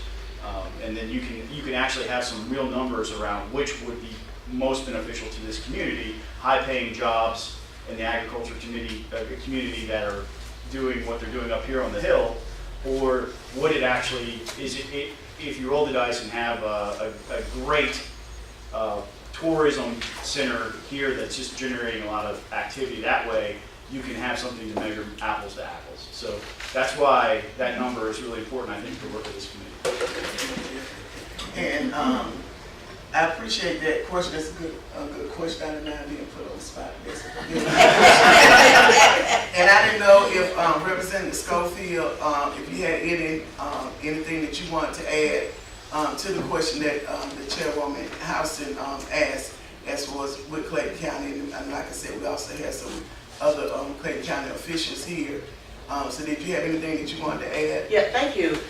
Because, you know, I hear everybody, and to your point, I understand the needs of what our community and talking with them. And it is not really an either or, it's an and. So we would like this and that. And I think both bring economic value as well as development. But to Representative's point, I don't think you can really address that until you really flesh out this multiplier. And then you have to hear all of the other, Charlie, I love the fact that there are just so many opportunities here for private partnerships. So thank you. I think we're heading in the right direction with the conversation, but I think there still needs to be a deeper dive because the community is deserving of both. Yes. And it's one thing I think we've got to really, that we talked about last time, that we can't lose sight of, is food safety. And this could close the market in a minute. We've got to make sure that the ingress and egress coming into this market is safe. Right. And I think we have enough brain power in the room to figure that out. That's one thing we can't lose focus on. And I think make it the safest place in this country to get food in and out. So we have an amazing opportunity here. You really do. Thank you. Thank you. Did anyone from City of Morrow wanted to add anything? We have a few minutes before. Do I count as a, okay. So to this council member, whatever their pleasure is. Okay. And I think that obviously everybody can agree about the multiplier and the importance of that piece of information. Clearly, if we had to choose one, if we had to turn from the we want both and deserve both, high-paying jobs would have to be the greatest impact. The problem is that the high-paying jobs don't always go to the people of Clayton County. Exactly. And so for the county impact, what if tourism actually is our greatest benefactor? Because the jobs, we already have too many high-paying jobs in the county are taken by people who are commuting in from somewhere else. Mm-hmm. So that's a part of the equation that we always have to remember. Okay. And I think that as the discussion continues on, I think there's always a way to be able to make sure that Clayton County residents are always at the table, almost and not in comparison with what's going on at the airport, but even at the airport, whenever any of those vendors decide that they're going to be in and have a space there, they have to allocate, I think it's at least 20% of their jobs for City of Atlanta residents. And so there's always something that can be added in on the table to make sure, and even speaking with the private employees, which I don't think that they would have in it. We have two here with having a problem because it's easier to have someone that lives locally to be able to commute back and forth to work than depending on someone coming outside of the area. And so I think the biggest thing is being to make sure that they're a trained workforce and they're ready and willing to be able to come to work on time and put in the effort that's needed by the private industry to make sure that the production and that product is moved off of this particular property and going to where it is. I think that's the most important part. And in Morrow, and I know among other cities, we don't discount our responsibility to maintain cities where people want to live so that the workforce is available. I mean, that's our role in this equation as a city. Thank you. And I appreciate, Charlie, your insight on the public-private partnership, and I definitely with Representative Turner bringing up that question, which is a question I had as well, is why is it that the state, being that there are always so many levels of government trying to get something done, even when we talk about the repairs that need to be taking place in some of the facilities, you got so much levels of, you got to get this approval and that approval, and I know some of the challenges with some of the private businesses is we can't wait on the government. You know, this is our livelihood and profit. And if we wait for this RFP or whatever to be done, we're going to lose money. And so what has happened many times in some of the private industry, the producers that are here, they're having to come out of their own pockets to cover the cost for those repairs. And so, you know, we have to look at, okay, how are they back compensated back? But like you said, if it's the private industry that's actually managing that property, and all those things are factored in, and even some of the things that came up on the audit that Kristen went over today about making sure that those costs are already allocated in, for automatically be a part of that proposal. So I think we've been having some very good conversations and some other enlightening things that we need to be able to consider as a committee. And I appreciate everything, Charlie. Any other questions from the committee members? Okay. Yeah, everybody understands the whole concept of a public-private partnership, I'm sure you do, but you know, just to kind of paint a picture, for example, a Kroger that has a footprint here, has a distribution center here, is looking for job force development. You know, there's a way to partner there, and Kroger could, in effect, be the sponsor of the historical center. They could be the sponsor of the George Center, the job center. So that's we kind of bring us those public funds to partner with the states, so the state's not encumbered with the money if they're trying to create something. And you know, the Krogers of the world are looking for good PR. They're looking for ways to enhance, you know, job creation and job opportunities. So that's just to kind of further what that might look like, and just to use Kroger as an example, since they are one Clayton County focused and also have a major distribution center here within 2 or 3 miles of this facility. So thanks for your time, and appreciate me letting present to you today. Thank you, Representative Stovall. Thank you. And just to kind of add to what Charlie was saying as well, and even when we're looking at the whole tourism part, even thinking on to the aspect of, like you said, the public-private partnership, that could be able to even partner with, if we decide, if the recommendation is saying, yeah, let's move it outside to one of the surrounding cities, whether it's Forest Park, Monroe, Lake City, and it could be a combination of all the cities in Riverdale, and then looking at what would that public-private partnership look like as far as being able to help those cities to be able to build those tourism aspects and being able to feed off of the farmers market here as well. So those are some of the other things that we have to also consider. All right, thank you. Thank you. I'll some of these committee members.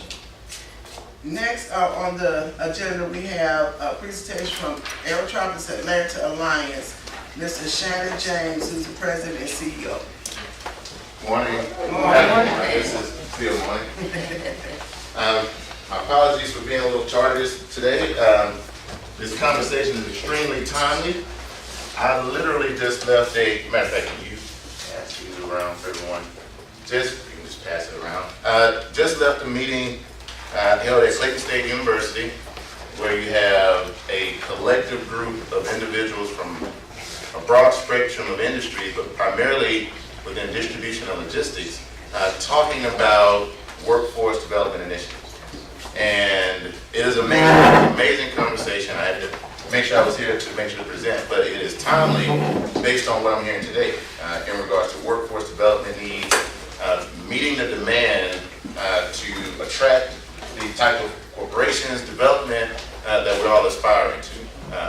But as alluded, my name is Shannon James. I'm the president and CEO of the Aerotropics Atlanta Alliance. We are a public-private partnership, and so I guess it is the perfect time for me to step up here today. We are a very young organization. We were established in 2014, and a lot of our roots in regards to our framework is related to what's called our blueprint. The blueprint deep dives to more of a framework, a strategy to really help take a regional approach towards economic development, and we really drill down and focus on that. We have a very unique relationship and partnership with Fulton County and Clayton County. Matter of fact, it's great to see Sylvia here. And the city of Monroe, is any other city of Monroe? I know I see the two here, but we are very fortunate to have the city of Monroe now. Very high level membership with us at chairman's level. And matter of fact, I think I sent Sylvia an email this morning. So we're constantly thinking about ways to constantly improve from a public or public-private perspective, relationships to tackle growth and regional economic competitiveness for our region. Our organization consists of roughly 38 board members. We now tout all of the cities in South Fulton. We currently have Forest Park, City of Monroe, and we are working City of Jonesboro, and we're working with a few other cities here in Clayton County. But we're fortunate enough to have the Board of Commissioners and also the Development Authority for Clayton County on our board as well. So we're working at a very strong, high level around strategies to now bring more corporate investment and development in regards to mixed use, if you will, to the area. And in order to do so, we really drill down on really three components. Those are focused around economic development. I actually chair the Economic Development Collective. We have all of your EDs for the cities and Clayton County who report to that collective, and we all think through strategies on how we can now advance the initiative to bring more growth and development and jobs and opportunities to our region to make us more regionally, economically competitive. And with that, we also have workforce development, which is a big component of what we do. We're fortunate to now have trained, just as of last Friday, we had another graduation in construction. Two industries primarily so far, hospitality and construction. This is a hospitality mecca, and this is also what we consider the land of opportunity with the most undeveloped land in the region. And so with that, we've trained roughly 126 individuals, and we have roughly a 92% placement rate. All of those individuals in construction, from our recent construction cohort, 100% of them received jobs. So we're extremely excited about the work we're doing. A lot of that effort is being led by our great partners at the Atlanta Regional Commission. And so from that relationship, we also partner with Atlanta Career Rise. So some of you may have been to our collective meetings, but we're now moving towards a strategy around logistics cohort and also movie film production, a lot of the things that we're talking about today. And we really take a public-private approach towards these initiatives. We make sure that we're communicating with our cities, and from a private perspective, we're working with our corporations. I heard Charlie mention Kroger Distribution Center. We're actually currently working with Mr. David Welch to bring our newly hired WorkSource Georgia program director to the Kroger Center, and also other logistics companies that are in the Forest Park Logistics Corridor to talk about partnership and development and how we can be a resource for those institutions. And also we work to look for job seekers to also place them for opportunities. So that gentleman's name is Clinton Covington. So if you guys have any questions about how to partner, work, or advance your initiatives around workforce development, please reach out to me. I would love to connect you with Clinton Covington. His dedicated day-to-day is to work with our corporations and figure out solutions, and then also work with job seekers. So workforce economic development is a primary component.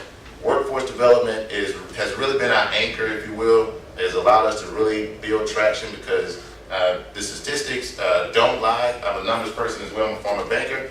I think Sylvia made a really good point about the ingress-egress from a job perspective in this market. The most recent data that I discovered was roughly 83% of the people who actually work here commute in. Roughly 71, almost 72% of the people who actually live here commute out. So who's actually living and working here?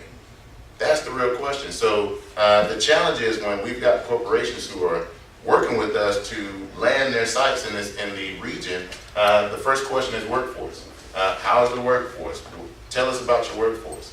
And so that's why we're taking a very concerted effort to really drive that message and to try and reach out to the communities and now hopefully provide them with the skill sets and the training to meet the demand that we're looking to create. And the final component of what we do is around education. I don't have to tell anyone in this room about the need that we have for our school systems in the Aerotropolis region, primarily South Fulton and Clayton. As a result, we've revamped this is a new collective. We've brought on Dr. Maurice Beasley, who is the superintendent for Clayton County, and he is amazing. I will tell you, the man is phenomenal. And we also brought on the mayor of East Point, Dina Holiday Ingram, who is our co-chair and has a great relationship with Fulton County Schools. And so right now we're taking a listening tour. We just heard from Clayton County Schools about their challenges, their needs and demands, if you will. And one constant item that came up was pathways. I think that is something that has been discussed in this room, and from a public-private perspective, that's what we're looking to really tackle and address. How do we create pathways for our young adults, our young people in high schools who have constantly maybe have heard about college, if you will, but there are other readiness tools out there with great paying jobs that we can now help them understand and help them understand the culture that exists for opportunities outside of specifically college. And so we're getting ready to take a deep dive into Clayton County schools and Fulton County schools around that very initiative. So very much so a work in progress. I will tell you that we do a lot of other stuff, but I will hint that we're working on other aspects that help drive economic activity. One aspect is what we call our Aero ATL Greenway Plan. It is an ambitious goal to bring a over 300 plus mile bike walk trail to the Aerotropolis corridor. It encompasses currently 5 cities, 2 counties, and we plan to extend to the city of Monroe, and we have other cities that we are looking to work with. We just had a great meeting just this week with Path Foundation, and they have brought us under their umbrella. So we are getting ready to truly take off. So I can go for days talking about Aerotropolis, but I'd love to yield for more Q&A. Are there any questions from any other committee members? I have a question. Has there been any talk or plans of some type of training facility? I know you're moving toward logistics and filming, so I'm more interested. Interested in everything. But since we're talking about logistics type areas here, for any logistic training or a possibility that could be something of a public-private partnership, being that there are strong needs in this area for logistics. And maybe I didn't know if that was any talk on that part. Oh, absolutely. So when I started, I want to maybe revert back. I literally just left a meeting at Clayton State University led by HDCI. If you guys haven't heard of it, Google it. It is a coalition between the ARC, Atlanta Career Rise, WorkSource Georgia, and our meeting was specifically around logistics and distribution, if you will. And so we have talked about an actual one-stop shop, if you will, training facility. Matter of fact, I'll give you guys some insight. We are exploring the potential of bringing that actual facility to the new development in Airport City in College Park. And we're also looking to explore how we can expand that to be 2 area locations that really hit the footprint between South Fulton and Clayton. So we're in the embryonic phases of identifying an area to have a site in Clayton County. So logistics is a high demand. Matter of fact, it's one of our top 5 industries that we look to really recruit to the market. We have 5 industries that we work with, and logistics is one of them. But in regards to an actual site, that is a work in progress, but we have identified a site in South Fulton. We're in the embryonic phases of identifying a location in Clayton, but our actual training will be facilitated by the Atlanta Regional Commission in partnership with Atlanta Career Rise and several partners that we have in the region. What we've done so far is we've really just listened to a lot of the logistics owners and a lot of their challenges that they're having, and we're taking that listening tour, and now we're driving what that cohort looks like to meet the demand. So due diligence before impact, right? So I will tell you within the next 30 days, I would imagine we'll be rolling out flyers, information about our first cohort of logistics, and our hope is to keep that placement rate high. But I think the critical piece is getting it to our residents, the communities, because what we're finding is of that 93% placement, about 85% of the people are local, which means we want to be 95, 100. So the goal is once we start, we're going to need the leaders in the room to really disseminate that information to help drive some of the results locally. Because if we can, train, then ultimately your income increases, your quality of life, and that's a direct spillover what we feel in the household and ultimately into the classroom. All right, thank you. And I would just like to put a plug in for since you all are doing your listening, that you make sure you come by and stop here here at the farmers market.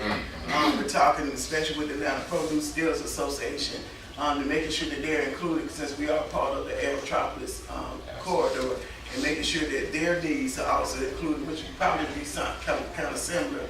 But I would just like to throw that out there as well. Do not forget them over here in this place, because it is the largest distribution center when it comes to agriculture. All right, but thank you. I'd love to throw two more plugs. I will state that. As long as you're making it short. I'll make it short. I don't want to try to make it crisp. I'll be up here all day. Our blueprint speaks specifically to the state farmers market. This is no question a very serious area and engine that we feel could really make a true difference in the region. That's why when we were communicating, I wanted to work around my schedule to make sure I was here, because I will tell you, not just me, but all of our executive leadership are very concerned about being committed to this area. We're excited to announce that Sutherland Food Services was our first small business of the month. And so we're in constant, absolutely. We've been in constant conversations with the group, and so the next step for us relatively is to have that very conversation from a logistics standpoint with Sutherland and others that recommend. One last question, and it's a very short answer. Atlanta Technical College, and being that Atlanta Technical now we have a location right here on Highway 85. So I know you made it Clayton State, but I wanted to make, I didn't know that they were sitting at the table as well. They were there. Okay. Yeah, absolutely. Make sure they were there. They were in the house big time. Okay. Yeah, we had several partners. Okay. Thank you, Mr. James. Thank I really appreciate you being able to stop by Absolutely. and sharing the information. And one thing, guys, I don't want us to get confused. I also sit on the CID board. So a CID is more of a infrastructure, wayfinding, public safety component. The Alliance, when you flip over in your pamphlet, you see we're more economic development driven. So corporate investment, development, and we drive workforce development and education. So I just want to make that delineation. Thank you. At this time, we're close. We have about 10 minutes left, and so we're now at public comment time. And we had a sign-in sheet in the back. Not using it for Morgan. And while Morgan is getting that particular sheet, I want to thank everybody for taking time out to attend our second meeting. And so our next meeting will be September the 27th. It will be at Clayton State University in the Student Activity Center. And so we're currently working out the agenda for that particular meeting as well. And so if you all are available, it'll be from 5 p.m. to 7 p.m. So that will be on one of our evening meetings. And then our last meeting, well, we'll be actually being able to try to make our recommendations will be October the 2nd. We'll be back here in this room on that particular day. Who was the first person you have, Morgan? Gina? Okay. So we're going to have, ask you all to limit till about 2 minutes if so, and then whatever you don't get in this time, save it, and then come back on the 27th to get in whatever else might be left out. So Regina Deloach will ask to come up this way for the first speaker.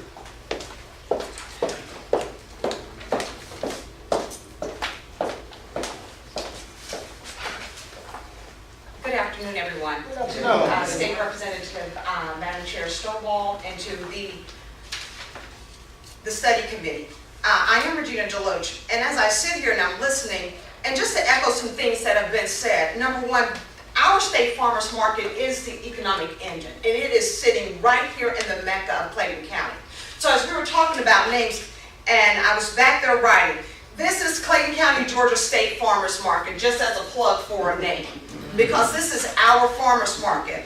And I know that we were talking about the DeKalb Farmers Market, but just to do an analysis there and to reach across the table and talk to them about what are you doing to make that work with your bakery, your beer, your wine, your coffee shops, your international food. Also within our market, let's place a restaurant inside so that I can shop as well as eat while I am at our farmers market. Go ahead. Okay. so that I can shop while I eat. Also, let's talk about a shared kitchen, and that shared kitchen would allow our small entrepreneurs and our young people who are in culinary arts to rent space and to produce their product there and to operate out of there. Also, aesthetics. Aesthetics is very important. People do like things that are pretty. So they want to come to where it is pretty. So let's mix the old with the new. So I think that will continue to bring people to our farmers market. And also, as she, I'm sorry, I didn't write down your name.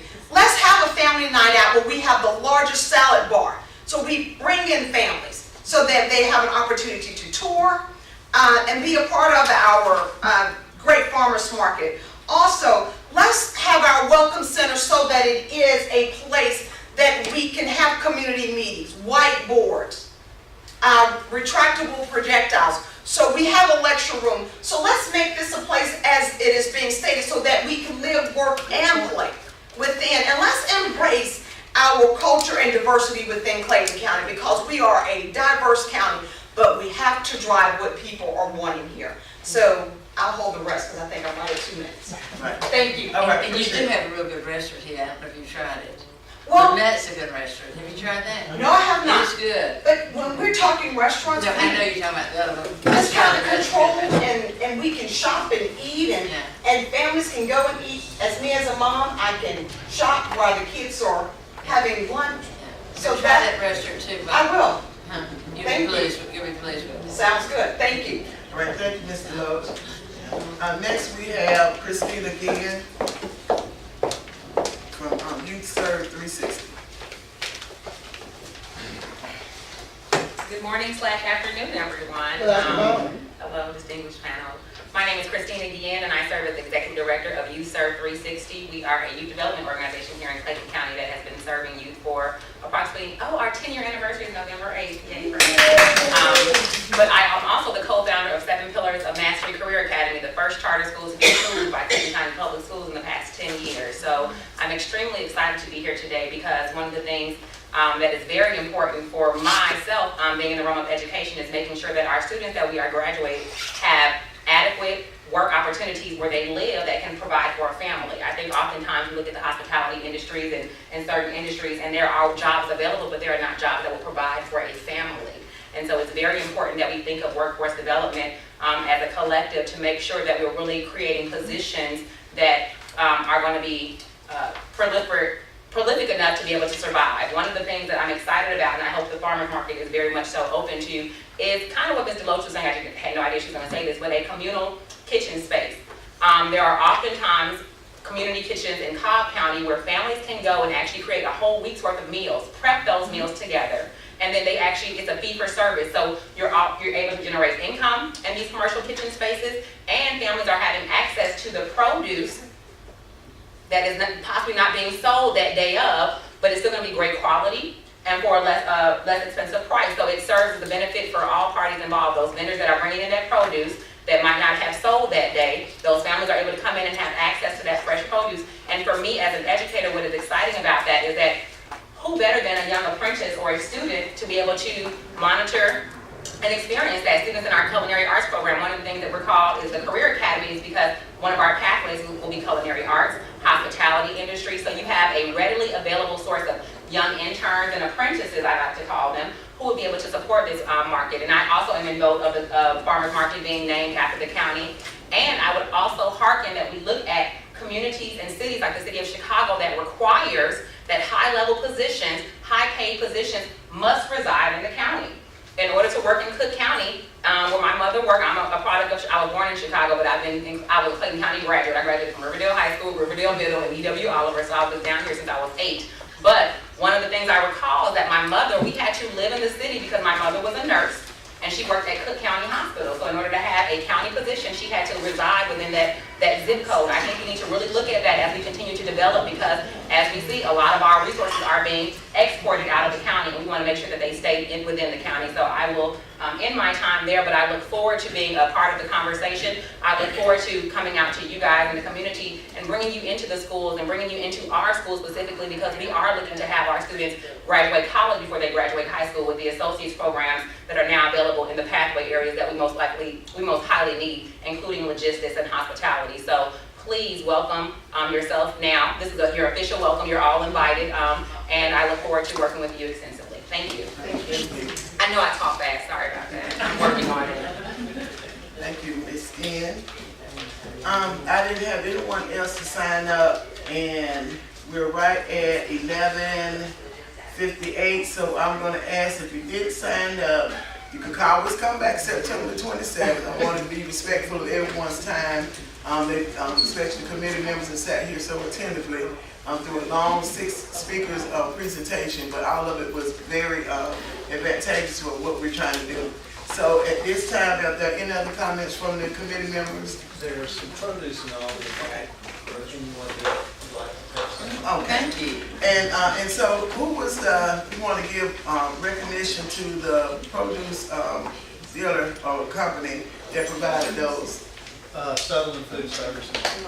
Okay, thank you, we appreciate that. So, take some Georgia grown produce on your way out, and so we appreciate you all taking time, and we look forward to seeing you all on the 27th of September. And probably within a couple of days, you can go back on the House website, house.ga.gov, and you can actually view the recording from this meeting. So all our meetings are recorded for you to be able to go back and look at it again. And it also was live streaming as well. All right, thank you